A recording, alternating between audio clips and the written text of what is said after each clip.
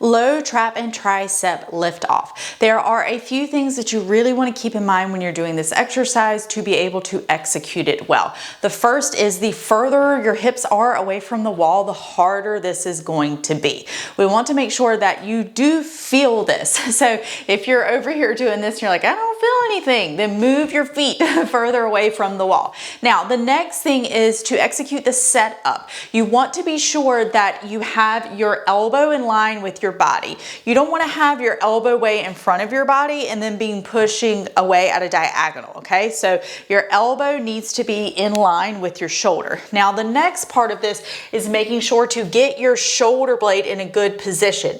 We don't want to start from here and then be pushing away, okay? So I want you to think about letting your shoulder blade just kind of sit down and think about this part right here pulling a little more towards your spine. So we're thinking about the middle of the scap or shoulder blade just pulling a little more towards the spine. And when you do that, you should feel those muscles that are right near the middle border of your scap. So that is your mid, low trap rhomboids, just kind of coming on board a little bit more. And we want to use those to make sure that we can keep that shoulder blade in a really nice, secure spot. Now, what you're gonna do is you're gonna have your forearm against the wall right here, and I've got my elbow right about in line with my shoulder. And again, the further you are away from the wall, the harder this is going to be. If your wall feels like super hard and it's like crunchy on your forearm, then you could put like a little pad or something here and just kind of like push against it, just as an FYI.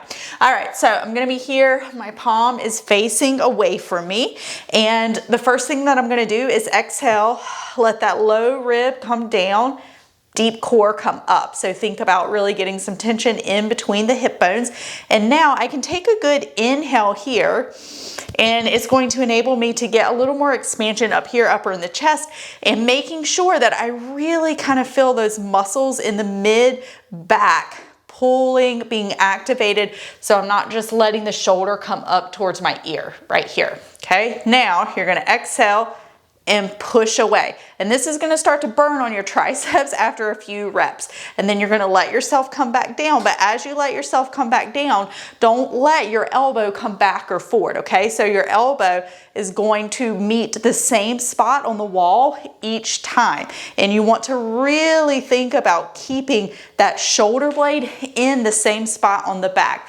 Now make sure that you don't let the shoulder drift up and get the upper trap into the mix, because this isn't about using our upper traps.